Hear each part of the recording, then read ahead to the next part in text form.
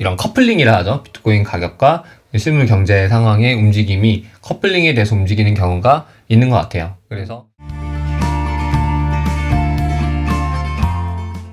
그리고 아까 말씀하셨던 게 이제 매크로 지표, 매크로로 바라보는 방법에 대해서 알려주신다고 했는데 네. 어떤 건가요? 그러니까 비트코인 가격에 이제 네 가지의 어떻게 보면 좀 장기적인 관점의 지표와 세 가지의 단기적인 추세의 인디케이터들을 말씀드렸는데, 이 7가지는 공통적인 거는 온체인 데이터라 해서 이 비트코인의 블록체인 데이터를 갖고 보는 거예요. 그래서 어떻게 보면은 이 온체인 데이터는 블록체인의 기록에 남지 않은 그런 거래면은 사실 반영이 안 되는 거죠. 예를 들어 제가 한상님께 현금으로 돈을 드리고 바깥에서, 그리고 한상님이 저한테 그냥 그 하드월렛을 주면서 하드월렛의 그런 암호를 알려줬어요, 저한테. 아, 그건 거래 안 남겠네. 그건 안 남죠. 왜냐면 어드레스도 똑같이 있고, 그렇죠. 거래가 트랜잭션이 이루어진 것도 아니니까. 그렇죠. 그렇게 되니까 사실 그런 거는 이 온체인 데이터에는 안 잡히거든요.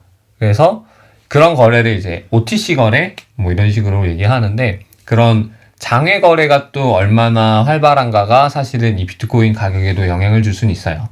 장외 거래. 그러니까 비트코인을 현금으로 두고 산다던가 아니면 그런 하드월렛을 교환하는 방식으로 주고 산다던가 하는 거는 말씀하신 것처럼 온체인 안에 들어있는 게 아니기 때문에, 기록이 없기 때문에 알 수가 없다. 네, 알 수도 없고 그게 또 영향을 미칠 수 있어서 이것도 봐야 될 필요도 있는 거고. 근데 말씀하신 대로 온체인 데이터 장외 거래에 대해서는 기록이 딱히 남겨지지도 않고 알 수 있는 게 거의 없어서 어차피 알기 어려운 정보 아닌가요? 네네네. 근데 이제 제가 장외 거래 얘기를 꺼낸 것은 첫 번째는 온체인 데이터도 완벽한 지표는 아닐 수 있다, 이걸 알려드리려고 했던 거고. 아, 네네네. 네. 두 번째는 그 매크로 경제 상황을 봐야 되는 게 왜 중요한지는 이런 약간 사례로 말씀드렸는데, 바깥에서 온체인 외에 바깥에서 일어나는 현상들이 실제 경제 상황이 비트코인 가격에 영향을 미치는 경우가 또 많거든요.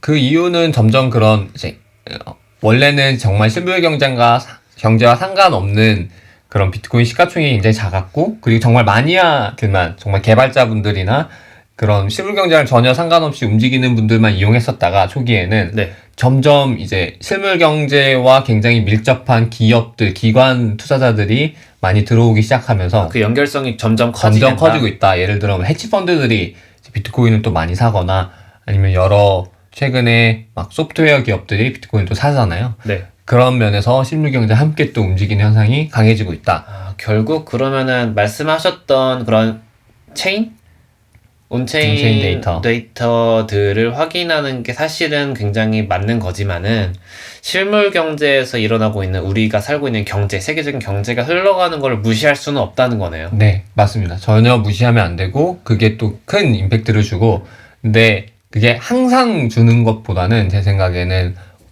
비트코인과 정말 연관 있는 그런 영향을 줄 수 있을 만한 굵직굵직한 사건들이에서 이제 이런 커플링이라 하죠. 비트코인 가격과 실물 경제 상황의 움직임이 커플링에 대해서 움직이는 경우가 있는 것 같아요. 이제 실물 경제가 엄청나게 침체하게 됐을 때, 그럴 때 비트코인 가격도 함께 떨어지게 되는 경우도 발생합니다. 그 가장 가까웠던 사례가 이번 올해 3월 코로나 사태 때죠.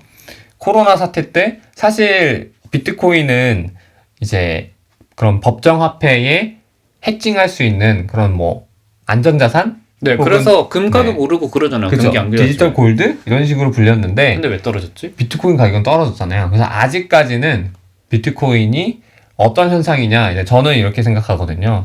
그런 경제 상황이 굉장히 안 좋아졌을 때 이제 수많은 업체들이 유동성의 문제를 겪는데, 혹은 돈을 갚아야 되는 상황이 오는데, 그쵸. 현금이 필요한 순간이 오죠. 현금을 확보해야 되니까 빨리 이제 비트코인에 투자했던 거 팔고 나가는 거죠.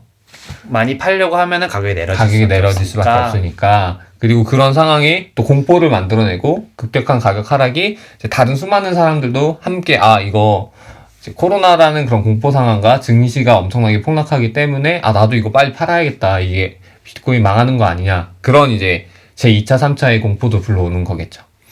기업 입장에서는 경기가 안 좋으면은 현금이 많이 필요하게 되고, 기업 운영을 위해서. 그래서 어쩔 수 없이 비트코인을 현금화할 수밖에 없는 상황들이 많이 만들어지면서 매도량이 많아진다. 네, 그거는 이제 제가 좀 분석을 했었을 때 그런 점인데 다른 요인들도 분명 엄청 많을 건데 그런 식으로 생각을 해볼 수 있을 것 같습니다. 그래서 이제 실물 경제가 굉장히 안 좋아졌을 때에도 비트코인의 가격이 떨어질 수 있다. 순간적으로는. 다만 이 코로나 이후로 가장 빨리 그 가격을 회복한 다른 자산군 대비 그 자산도 비트코인이었거든요. 이제 코로나가 사실 증시가 갑자기 엄청나게 폭락을 했지만 또 V자 반등을 했잖아요. 네. 근데 V자 반등을 비트코인은 훨씬 빨리 했습니다. 아, 이미 반등이 끝났어요, 비트코인은? 회복을 거의 다 한 거예요? 회복을 굉장히 빨리 했고, 그러니까 코로나 3월 때의 가격이랑 비교했을 때는 그 회복을 이제 S&P 500가 회복한 속도보다 더 빨리 했었습니다. 더 미리 하게 됐고, 이제 그렇게 된 이유가 뭐냐 했을 때, 이거는 정말 맞추기는 어려워요. 그냥. 해석의 문제인 네, 해석의 거니까. 문제인데, 네.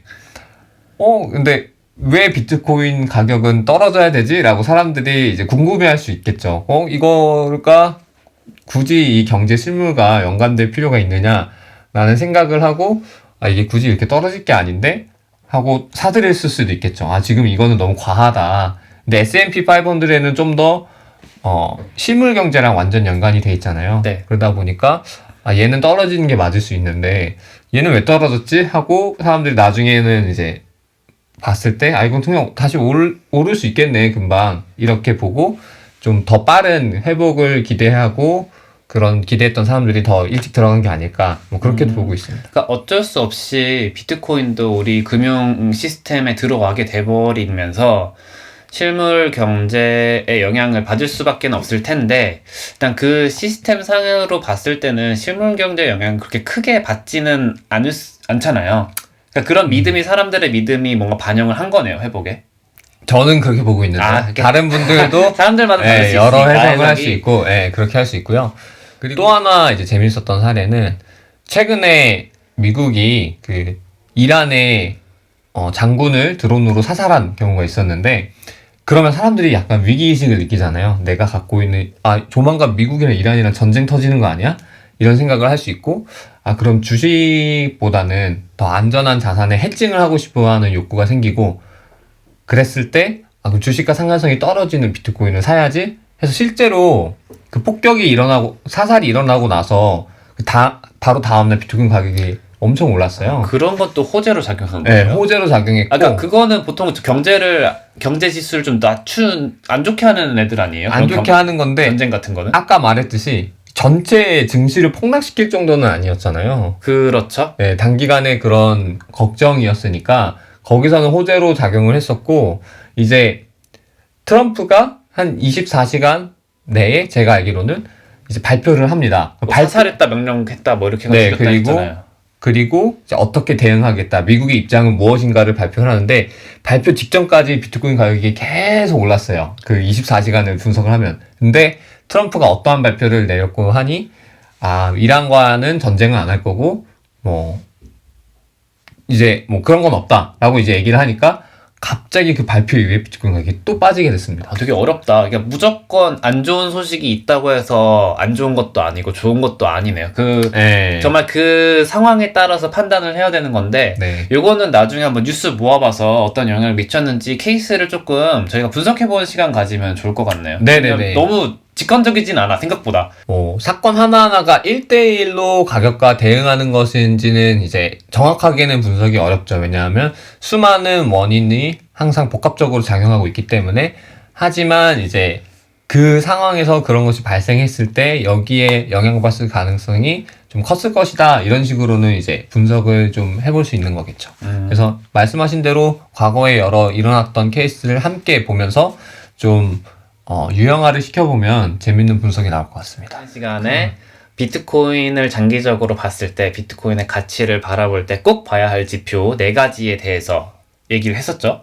장기적으로 봤을 때 비트코인이 이 정도 지표를 따라간다면 오를 것이다, 나를 것이다.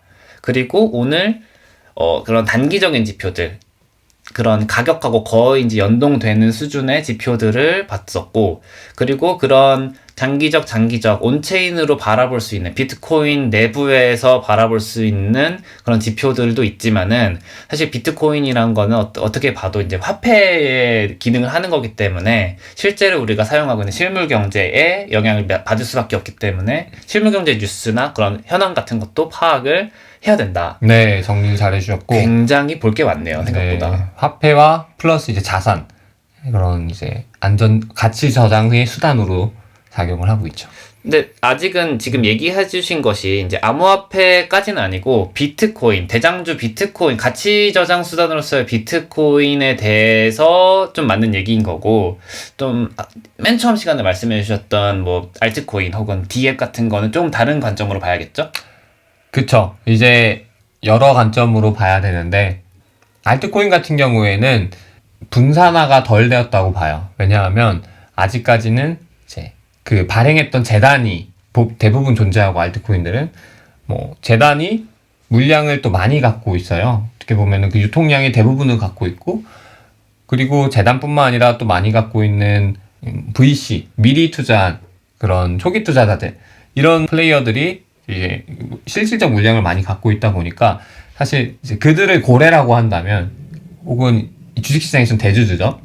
그 고래의 힘이 굉장히 알트코인에서는 저는 가격에 영향을 많이 준다고 봅니다. 그러면 고래들이 언제 팔 수 있느냐, 그게 이제 락업 피어리라고 하는데, 그걸 팔 수 있는 시점이 되면은 떨어질 확률이 높아지는 그런 것들이 있죠. 그래서 락업 피어리를 잘 봐야 되고, 알트코인의 경우에는 비트코인만큼 많은 사람들이 들어와 있는 것도 아니고 어떤 고래 같은 대장들이 굉장히 명시적으로 있잖아요. 그러니까 그런 사람들이 어떻게 활동하는지를 좀 보면은 어느 정도 알 수 있다. 알트코인 같은 경우에는 네. 그런 부분이 좀 다르다. 네, 언제 물량이 풀리냐, 이게 일단은 또 많이 중요하고, 다른 봐야 되는 요소들도 다양한데 그거는 다음 시간에 네. 뭐 또 코인재테크 스쿨은 유튜브, 팟캐스트 두 가지 포맷으로 유튜브는 매주 월요일, 팟캐스트는 격주로 월요일마다 업로드될 예정이고요.